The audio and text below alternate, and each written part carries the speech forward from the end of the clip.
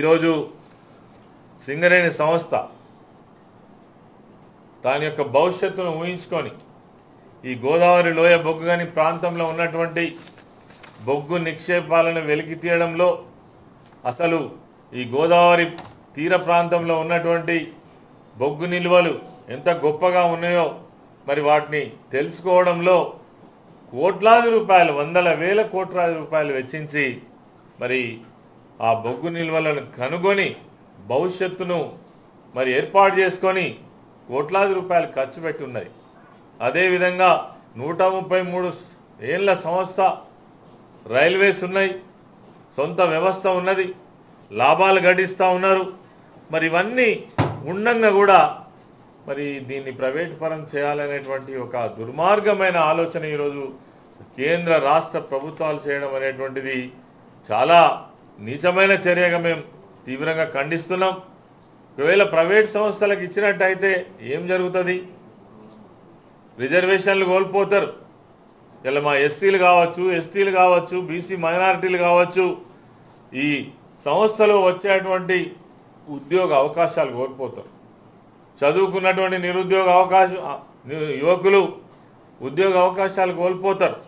అందుకే ఈ సందర్భంగా నేను ఒక ఉదాహరణ చెప్తా ఉన్నాను. జరిగిన సంఘటన 1975వ సంవత్సరంలో బీహార్ రాష్ట్రంలో మరి ఆనాడున్నటువంటి బొగ్గు గనులలో చాలా దారుణమైన ప్రమాదం జరిగి చెస్నాలా గనిలో 375 మంది కార్మికులు నీళ్లలో మునిగి చనిపోయినటువంటి సంఘటన. ఆనాడున్నటువంటి కేంద్ర ప్రభుత్వం ఒక నిర్ణయం తీసుకున్నది. ఇటువంటి బొగ్గు పరిశ్రమలు ఏవైతే ఉన్నాయో ఇవి అత్యంత ప్రమాదకరమైనటువంటివి, ప్రకృతికి విరుద్ధంగా పనిచేసేటువంటి కార్మికులు, మరి దాదాపుగా కిలోమీటర్ల కొలది కోల్ మైన్లోకి వెళ్ళి పనిచేసేటువంటి కార్మికులు. కాబట్టి తిరిగి ఇటువంటి ప్రమాదం జరగొద్దనంటే ఇవి కేంద్ర ప్రభుత్వ ఆధీనంలో, రాష్ట్ర ప్రభుత్వాల ఆధీనంలో, ప్రభుత్వ రంగం యొక్క ఆధీనంలో జరగాలని ఆ రోజు నిర్ణయం తీసుకోవడం జరిగింది. తదనుగుణంగానే మరి కోల్ ఇండియాలో ఇప్పటికే అనేక బొగ్గు పరిశ్రమలు నడుస్తూ ఉన్నాయి. సింగరేణి సంస్థ అసలు రక్షణ విషయంలో సింగరేణి సంస్థను మించినటువంటి మరి సంస్థ లేదు. అన్ని రకాల మరి చర్యలతోటి ఈరోజు ముందుకు పోతున్నటువంటి సంస్థ.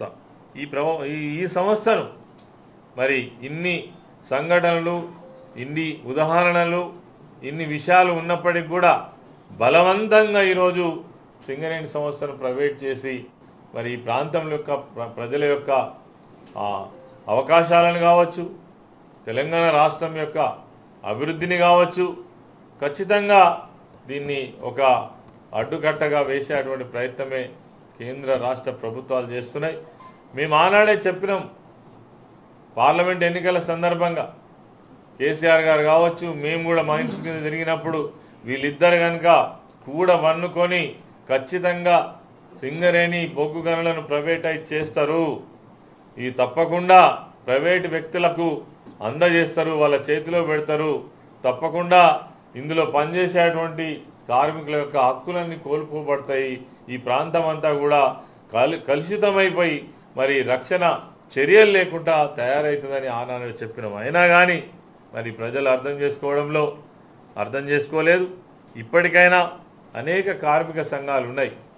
కార్మిక సంఘాలు కాకుండా ఈ ప్రాంత ప్రజలు ఉన్నారు, రాజకీయ పార్టీలు ఉన్నాయి.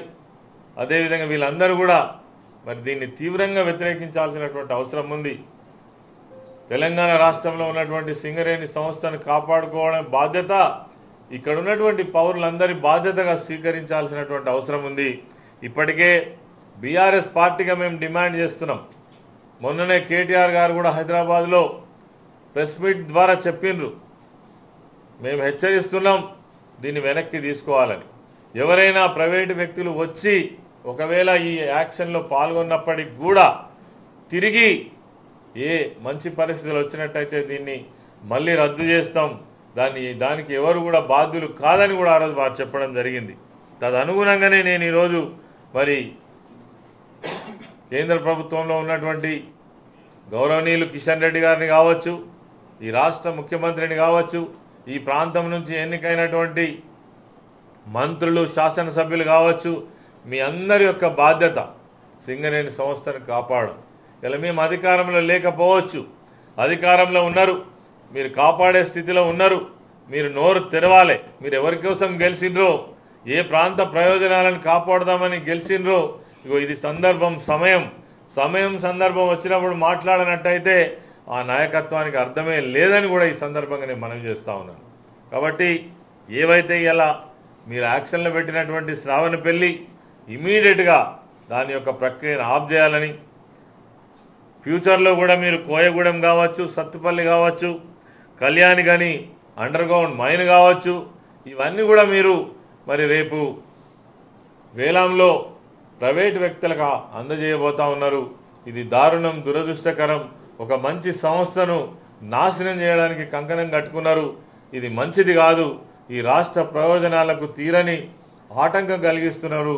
మరి దీన్ని వెంటనే ఉపసంహరించుకోవాలని బీఆర్ఎస్ పార్టీ పక్షాన మేము డిమాండ్ చేస్తున్నాం. ఈ ప్రాంత ప్రజానికులందరూ కూడా నోరు విప్పి మాట్లాడాలి, మీ వైఖరి కూడా చెప్పాలని కూడా ఈ సందర్భంగా నేను తెలియజేస్తాను. ఈ సంస్థ ఏదో బీఆర్ఎస్ పార్టీకి సంబంధించిన సమస్య కాదు, యావత్తు తెలంగాణ ప్రాంత ప్రజలకు సంబంధించిన సమస్య, 6 జిల్లాల ప్రాంత ప్రజలకు సంబంధించిన సమస్య, వేలాది మంది ఇలా పనిచేస్తున్నటువంటి కార్మిక కుటుంబాలకు సంబంధించినటువంటి సమస్య, ఈ రాష్ట్ర భవిష్యత్తుకు సంబంధించినటువంటి సమస్య. మా పార్టీగా మేము కార్యాచరణ తీసుకుంటున్నాం. ఇక్కడ పార్టీతో సంబంధం లేదు. ఏ యూనియన్ అయినా కావచ్చు, అది ప్రభుత్వ అనుకూలమైనది కావచ్చు, వ్యతిరేకమైనది కావచ్చు. కోల్ మైన్స్ ప్రైవేట్ వ్యక్తులకు అందించడం తప్ప రైటా వాళ్ళు తేల్చుకోవాల్సినటువంటి అవసరం ఉంది. మేము మా పరంగా డెఫినెట్గా కార్యాచరణ తీసుకుంటాం. నిన్న సీఎం రేవంత్ కేటీఆర్ను ఉద్దేశించి ట్వీట్ చేసి ఇదే అంశం పైన మీరే దొంగ వైఖరి అవలంబిస్తున్నారని చెప్పేసి ట్వీట్ చేసి 10 ఏళ్ళ అధికారంలో ఉన్నప్పుడు కోల్ ఇండియాలో జరుగుతున్న అనేక పరిణామాలకు అప్పుడు మీరు ప్రత్యక్షంగా మద్దతు పలికిండ్రు అని చెప్పేసి ప్రభుత్వం నిన్న రేవంత్ చెప్పాడు. రేవంత్ను ద్వంద్వ వైఖరి అంటే రేవంత్ను ద్వంద్వ వైఖరి అనడానికి మేము ప్రత్యక్షంగా ఉదాహరణ చెప్తున్నాం. ఆయన పిసిసి అధ్యక్షుడు ఉన్నప్పుడే లెటర్ రాస్తాడు, దీన్ని కాపాడాలని పెద్ద పెద్ద మాటలు చెప్తాడు. ఇలా ఆయననే ముఖ్యమంత్రి కదా. ఎవరు తప్పు చేసిండ్రు, ఎవరు తప్పు చేసిండ్రు ఆ సంగతి పక్కకు పెట్టండి. నీకు తెలంగాణ ప్రయోజనాలు ముఖ్యమా కాదా? కోల్ మైన్స్ ఈ ప్రైవేటీకరణను ఆపే ఉద్దేశం ఉన్నదా లేదా? ఇలా ఉత్తరం రాస్తావా, ఢిల్లీకి పోతావా, ప్రధానమంత్రిని ఒప్పిస్తావా, లేదంటే మన రాష్ట్రం నుంచి ఉన్నటువంటి కిషన్ రెడ్డి గారు మీకు బాధ్యత లేదా? ఈ ప్రాంత ప్రయోజనాలు మీకు అక్కరలేదా? అది అడుగుతున్నాం. పాత ముచ్చినట్టు వదిలిపెట్టండి. ఇప్పుడు కాపాడే బాధ్యత మీకు ఉన్నదా లేదా? ఎట్లా కేసు వేలంలో పార్టిసిపేట్ చేయడం అంటే, సింగరేణి వేలంలో పాల్గొనడం అంటే అది ప్రైవేటీకరణ చేసినట్ట చేయనట్ట? ఆ సంస్థ నిర్వహిస్తున్నటువంటి బొగ్గు గనులను మళ్ళీ అదే సంస్థ పోయి వేలంలో పాల్గొనడం ఆశ్చర్యం. ఇది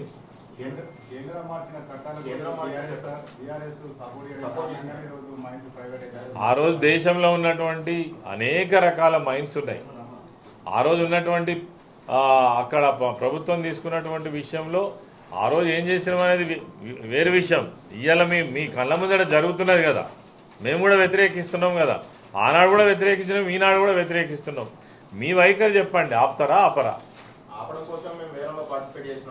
వేలంలో పార్టిసిపేట్ చేయడం అంటే ఆపడమా? చెప్పండి. వేలం ఆపితే ఆపినట్టు. వేలం నుంచి వినండి, వేలం నుంచి మీరు శ్రావణపల్లిని తీసేస్తే, సత్తుపల్లిని తీసేస్తే, కళ్యాణి గారిని తీసేస్తే మీరు ఆపినట్టు. మీరు అవి అందులో పెట్టి మీరు రాండి అని ప్రైవేటు వ్యక్తులను వేలానికి పిలిచి మేము వేలం ఆపుతున్నాం అంటే చాలా చిత్రమైన ముచ్చటి. ఎందుకు అడగలేదు? లేఖలు ఎందుకు రాయలేదు? ఆ రోజు కేసీఆర్ గారు లేఖ రాసిండ్రు, ఆపాలన్నారు. 10 ఏళ్ళు అడుగు పెట్టనియలేము. మైనింగ్ చట్టం మార్చడానికి మద్దతు ఇచ్చిండ్రు, తర్వాత లేఖలు రాసిండ్రు, ద్వంద్వ వైఖరి కేసీఆర్ది. ఆ తర్వాత ఇంకొకటి సింగరేణిని మీరు పొంగబంగారు మీరు అంటున్నారు. సింగరేణి మొత్తం సర్వనాశనం చేసింది కేసీఆర్. లాభాల్లో ఉన్న సింగరేణికి సంబంధించి ప్రభుత్వానికి మొన్న కూడా లాభాల వాటా 32% పంపిణీ చేసిన కార్మికులకు. ఆఖరికి విద్యుత్ కొన్న పైసలు కూడా ఇవ్వలేదని అది వేరు. ఇప్పుడు ఒక సంస్థకు ఎన్నో రకాల అప్పులు సప్పులు ఉంటాయి. అవి ఎట్లో గట్లా చేర్చుకుంటారు. తెచ్చుకునే ఉద్దేశం ఉంటేనే అప్పులు చేస్తారు. దానికి ఎవరు అది ముందట పెట్టుడు కాదు. మేము అడిగేది సూటి ప్రశ్న ఒకటే. ఇగో ఈరోజు ముఖ్యమంత్రిగా నువ్వు ఉన్నావు, కేంద్రంలో మీరు మంత్రిగా కిషన్ రెడ్డి గారు ఉన్నారు. సింగరేణి సంస్థను కాపాడతారా కాపాడరా? చట్టం చేసినప్పుడు మీరు మద్దతు ఇచ్చింది వాస్తవమా కాదా? ఇక అట్లా మనము ఏది ఆర్గ్యుమెంట్ సమాధానం కాదు, మీరు మద్దతు ఇచ్చిన ఆర్గ్యుమెంట్ సమాధానం కాదు భాయ్ సాబ్. ఓకే, కోల్బెల్ట్ ఏరియాలో ఎమ్మెల్యేల ఓటమి గత 10 ఏళ్లలో ఓల్డ్ మైన్స్ విషయంలో బీఆర్ఎస్ ఎమ్మెల్యేలో లేకపోతే అనుచరులు ఏదైనా చేయటం కారణం అనుకోవచ్చా? అట్లేం లేదు. ఎందుకంటే మేము సింగరేణి కార్మికులకు నిజంగా చెప్తున్నా, నేను ఒక మాజీ సింగరేణి కార్మికునిగా చెప్తున్నా, తెలంగాణ రాష్ట్రం వచ్చినాక సింగరేణి కార్మికులకు, సింగరేణి ప్రాంతంలో ఉన్నటువంటి ఆ అభివృద్ధి కావచ్చు, కార్మికులకు కావచ్చు, మేము చేసినటువంటి సేవలు కానీ సంక్షేమం కానీ ఏ ప్రభుత్వం కూడా చేయలేదు. నేను ప్రత్యక్ష సాక్షిని. ఒక చిన్న సమస్య పరిష్కారం కావాలంటే సమ్మె చేయకుండా అయ్యేది కాదు. ఒక వేజ్ బోర్డు రావాలంటే సమ్మెలు చేయకుండా వచ్చేది కాదు. కానీ అడగకుండానే సింగరేణి కార్మికులు అంటే కష్టపడి పనిచేసే కార్మికులు, వాళ్ళ ప్రయోజనం ముఖ్యం, వాళ్ళు బావిలోకి దిగి చాలా శ్రమ చేస్తారనే ఉద్దేశంతో అడగకుండానే అనేక విషయాలు చేసినటువంటి ప్రభుత్వం మా ప్రభుత్వం. అనేక విషయాలు చేశారు, డిపెండెంట్ ఉద్యోగాలు ఇచ్చారు, మెడికల్ బోర్డు పెట్టారు, ఇళ్ల స్థలాల సమస్యలు ఇచ్చారు. ఎన్ని చేసినా కూడా ఎందుకు తిరస్కరణ గురయ్యారు? ఓసారి ప్రజలు ఇంకా ఎక్కువ ప్రయోజనం కోరుకుంటే తిరస్కారానికి గురవుతారు. ఏమన్నా దాంట్లో ఇప్పుడు మొన్న అబద్ధాలు చెప్పిండ్రు రేవంత్ రెడ్డి 6 గ్యారంటీల పేరిట లెక్కకి లేనని చెప్పిండ్రు. అవి నమ్మిండ్రు. కేసీఆర్ గారు చాలా బాగా చేసారు, వీళ్ళు ఇంతకంటే బాగా చేస్తారు కావచ్చు నమ్మిండ్రు. నమ్మిన ప్రజలను తప్పుపట్టలేం. నమ్మించి మోసం చేసినటువంటి రేవంత్ రెడ్డి ముఖ్యమంత్రిని, కాంగ్రెస్ ప్రభుత్వాన్ని తప్పుపట్టచ్చు. ప్రజలు ఆలోచిస్తున్నారు ఆ విధంగానే. Thank you brother. మరిన్ని వీడియోస్ కోసం ఛానల్ ని సబ్స్క్రైబ్ చేయండి. లేటెస్ట్ అప్డేట్స్ కోసం వాట్సాప్ ఛానల్ ని ఫాలో చేయండి. అండ్ లింక్ డిస్క్రిప్షన్ లో ఉంది.